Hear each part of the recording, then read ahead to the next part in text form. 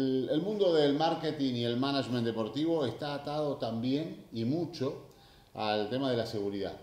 Al tema de que en un estadio de fútbol, de básquet, de vóley, en una piscina, hay un patrimonio que es de un club o de un mismo deportista y que hay que asegurarlo.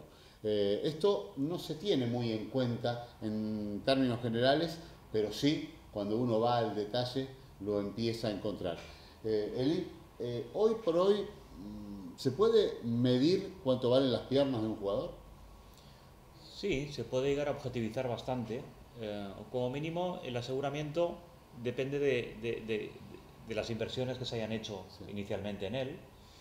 Y luego hay referencias que más o menos, no sé, por ejemplo, hay una página web que se llama Transfer Market sí, y que los aseguradores aceptan en general como valores de referencia para ese jugador. Por lo tanto, ya no estamos en esa subjetividad absoluta de cuánto vale o deja de valer, sino que puede corresponder al desembolso que se haya hecho por él, o si es un jugador, por ejemplo, de la cantera que no se compró, sí. pues entonces sí que estas páginas web, hay un par de páginas web que sí que eh, el criterio se acepta de una manera más o menos generalizada. Claro, porque yo me imagino, tú Sí, eres de Cataluña y tenés que evaluar las piernas de un canterano como Messi, sí, ¿no? Que nunca se vendió, claro. ¿no? Primero, cómo se activa para un balance y cómo Ujú, se lleva un seguro atrás, ¿no? ujú. Bueno, a nivel de balance, realmente con que no hay un desembolso previo, no hay una cantidad que se vaya a amortizar en los Sí, años del contrato, pues seguramente su valor, no te diría que tiende a cero, pero evidentemente no tiene nada que ver con su cotización de mercado. sí, Y respecto a la propia cotización de mercado, el seguro que en este caso pues el Barça tenga hecho sobre él, pues sí que efectivamente se refiere a lo que estas páginas o el valor de traspaso que más o menos se estima. Entonces, al final, esos aseguradores tienen una sensibilidad también con el mundo del deporte. claro. Por lo tanto, no es que sea un asegurador de obras de ingeniería que se ponga a discutir, pues yo no sé si Messi, por decir algo, Sí, pues vale 100 millones o vale 300 millones. Sabe que más o menos su valor de mercado por las últimas operaciones, pues es de tanto. Efectivamente esto cambia mucho de un año a otro, ¿no? Y estamos en una fase muy inflacionista, donde de pronto, pues antes del traspaso de Neymar al PSG, pues había unos valores y después pues se reajustan porque resulta sí, claro. que provoca un efecto dominó. Sí, sí, y Entonces, aparte con lo que ha pasado ahora con Neymar, incluso vale ver eso, cómo se ajusta en la póliza eso. Por ejemplo, sí. situaciones como la de Neymar de hace muy poquito tiempo, que tuvo un Los problema en el problemas que medio. está teniendo, Sí, bueno, esto al final no se ajusta realmente en la póliza sí, porque su valor de mercado supuestamente es el mismo, em, pero sí que tiene una incidencia a nivel de valoraciones de riesgos porque su valor de marca sí, baja, ¿no? Entonces, esto puede tener un impacto en las cuentas de Nike, por ejemplo, claro, más que en las cuentas del PSG, que totalmente. no lo activaría por su valor comercial, porque tampoco tiene sus, o sea, no maneja los derechos comerciales de todo Sí, lo que tiene que ver con Neymar. Pero para Nike, sí. O sea, cuando hablamos en el mundo del deporte, podemos hablar de deportistas, podemos hablar de clubs, pero podemos de marca. hablar de todas las firmas patrocinadoras y para cada uno de ellos son valores distintos, ¿no? Race Media, ¿cuánto hace que está trabajando con el deporte? Pues unos 25 años. Ah, wow. Sí, empezamos con el mundo del motor, con una empresa que se llama Dorna, Sí, eh, que es todavía pues, la organizadora del Mundial de Motociclismo, de MotoGP, Moto2, Moto3, y en esa época también manejaba parte de los derechos de Real Madrid. sí. Entonces, Y de efectivamente. pronto, ¿cómo fue evolucionando el seguro? Ujú. Digamos, porque empezaron a participar los jugadores ya como marca, que antes no era tan así. No era tan Digamos, pronunciado, desde luego. como hoy te contratan los clubes, como decías, ¿te puede contratar el representante de un jugador también o no? Ujú. Sí, al ¿Puede final, haber un doble seguro? sí. Que Messi diga, lo tomo yo y aparte lo toma el Barça. Sí, o sea, sobre la misma cabeza, digamos, del jugador, por seguir con este ejemplo, pueden haber distintos seguros. Uno puede ser del jugador para sí mismo, Sí, otro puede ser del club para los intereses del sí, club, de la inversión realizada, y otro puede ser de una marca patrocinadora sí, porque Claro. si le pasa algo a este icono publicitario, Sí. pues toda la inversión realizada o incluso campañas publicitarias, reserva de espacio en televisión, todo esto, Sí. recuperar ese dinero. Incluso el representante normalmente cobra entre un 5 y un 7% de la ficha anual Sí. del jugador como fee. Sí. Entonces el representante también puede asegurar esa parte, Claro. porque si le pasa algo al jugador, él deja También, de ingresar, claro. ¿no? Es muy curioso porque yo recuerdo que cuando descendió, no me acuerdo, en el año el Atlético de Madrid, Sí, fue muy famoso lo que había hecho Jesús Gil y Gil, sí. que aseguró que si iban al descenso cobraba, o sea, perdimos pero ganamos. Así fue, es decir, ese año fue famoso porque además descendieron contra todo pronóstico el Atlético de Madrid y el Betis. Sí, claro. Y el Betis manejaba un gran presupuesto en esa época. Sí, Entonces fueron dos siniestros sonados en Londres, ¿no? En el mercado Lloyds, donde se colocan estos riesgos en general. Y a raíz de eso, durante unos años, el mercado de Londres decidió no asegurar más el descenso. Claro. Por ganar sí, pero por perder no. claro. Entonces sí, lo tenían asegurado ese riesgo y cobraron una indemnización que, bueno, les ayudó a mantener un poco las cuentas de la entidad, ¿no? Y ahora, en la Argentina, ¿estamos muy lejos de todo esto? Sí. Viene un auge, pero claramente hay seguros que todavía muchas marcas y empresas todavía no tienen conciencia Por ejemplo, o necesidad. Y, por ejemplo, un tema de un premio, de mantener justamente ese estándar, normalmente no se ve mucho y no se genera mucha conciencia. La verdad que estamos tratando también de incursionar en eso y mostrar la importancia de lo que puede ser. es muy interesante porque acá donde se empieza a ver que hay un seguro es cuando si Argentina no se clasifica, te regalamos el televisor. Ahí hay un seguro detrás de eso, ¿no? Muchas veces lo hay. Justamente estábamos hace una reunión comentando ese tipo de cosas y les contaba una anécdota del 2010. Hay esta marca, esta empresa alemana, se llama MediaMarkt, que vende televisores y, bueno, línea marrón y yo qué sé. Y entonces ellos hicieron una campaña de que si España ganaba el Mundial, pues devolvían el importe de las ventas de los últimos 3 meses o algo por el estilo. Y recuerdo haber participado en la cotización de ese riesgo, de asegurar, por tanto, esa devolución. Y bueno, al final decidieron no tomar el seguro. No era barato y no lo tomaron. ¿Y qué pasó? Pues que España ganó el Mundial, ¿no? Pero la letra pequeña de la promoción decía que España gane el Mundial y todos los partidos que juegue.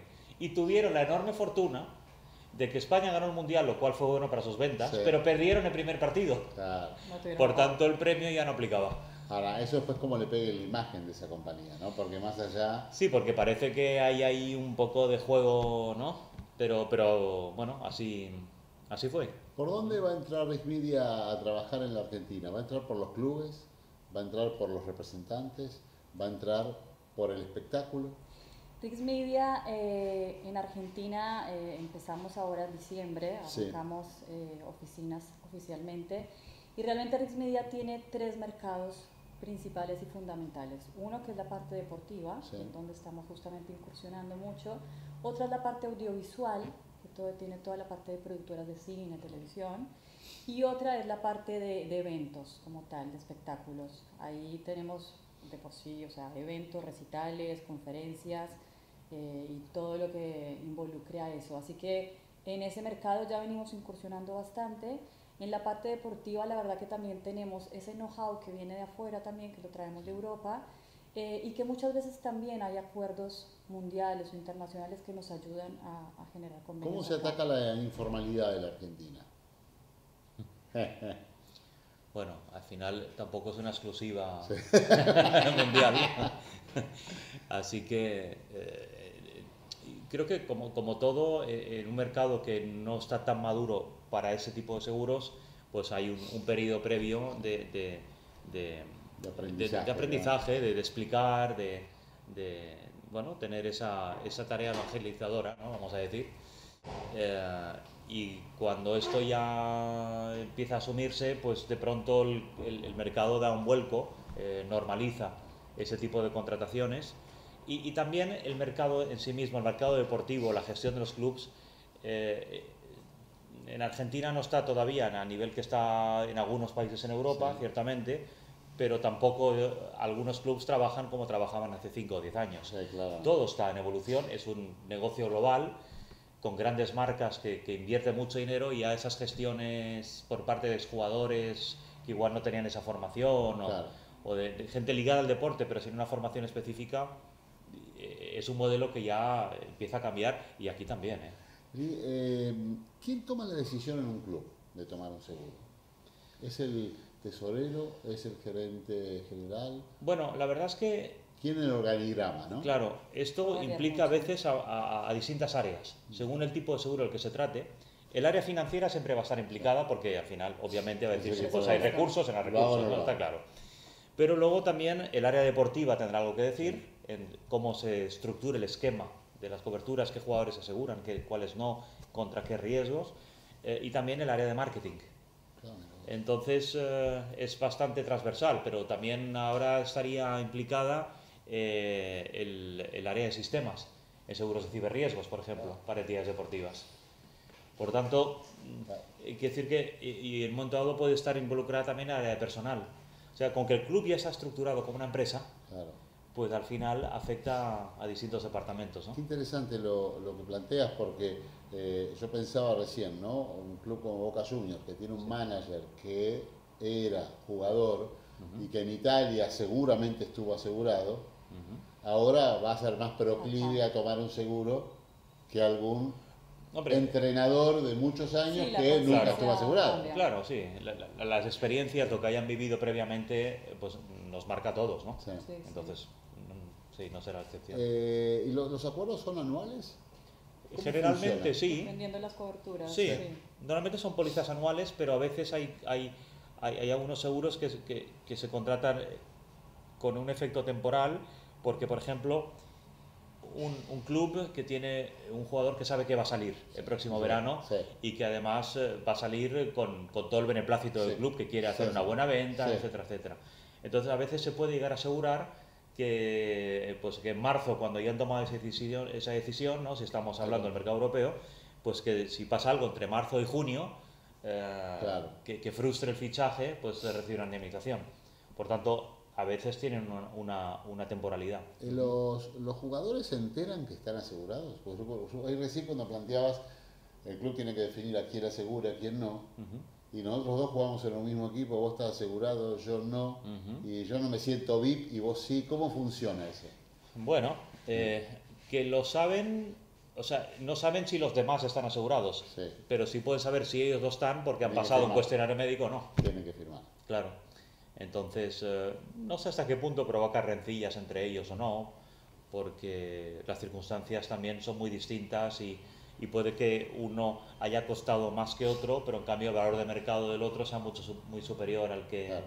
O sea que son circunstancias tan variadas que no creo que ese sea un punto de conflicto. Diana, ¿cuál de los caminos crees que va a tener más rápido el recorrido de Rex Media en la Argentina? ¿Es el del deporte? ¿Es el de audiovisual? ¿Es el de espectáculos? Bueno, el de espectáculos, la verdad que ya estamos Claro, trabajando y es de ya, fuertemente y es de ya, ahí, claro. sí. Y es algo que a veces nos preguntan, el mundo del entretenimiento, por más de que haya crisis en Argentina, sigue creciendo. Así que la parte de eventos viene creciendo también bastante. La parte audiovisual, más la parte de televisión, hay mucho potencial Sí. ahí. La verdad que de pronto Argentina, a diferencia por ejemplo de Colombia, que estamos también trabajando mucho Sí. en esto, la parte de subsidios no ayuda a apalancar tanto la inversión audiovisual por ese lado. Claro. Sin embargo, Argentina viene siendo también un país en el que suelen haber mucho por este lado. Y la parte deportiva, la verdad que así como lo venimos diciendo, es un tema de generar conciencia a los clientes, de generar un poco de capacitación y bueno, y dar a conocer todas las aplicaciones que hay en el mundo del deporte para seguros. Nos podríamos quedar 1 hora y media acá, ¿no? Pero bueno, tienen que ir a dar la clase. Un caso divertido, raro, ¿no? Acá, por ejemplo, ha pasado que Lollapalooza se canceló. Entonces ahí, bueno, ¿cuál fue el más llamativo en tus tantos años del deporte o del espectáculo una situación... La verdad que hemos vivido situaciones Divertidas, de todos los colores. No muy divertidas en el momento. Claro, pero ya pasó, ya prescribió, ahora se puede contar. Claro, nosotros, evitamos citar nombres Sí. porque estamos sujetos Totalmente. a una confidencialidad. Sí. Y bueno, no podemos traicionar esa confianza, ¿no? Pero El caso. la verdad es que en contingencias varias, como aseguramos, tienes situaciones muy variopintas, ¿no? Y ¿qué te puedo contar así como más sorprendente en los últimos tiempos? Te la voy a hacer más fácil. Sí, Te la voy a hacer más fácil. mejor. No cuentes una tuya, Sí. pero por ejemplo, Sí, una que recuerda, Sí. la palabra salario nació de la sal. Cuando se pagaba con sal, sí. entonces cuando se dejaba en el piso, entonces ya terminó de uno y pasó al otro. Esto se volvió a repetir hace muy poco tiempo con Emiliano Sala.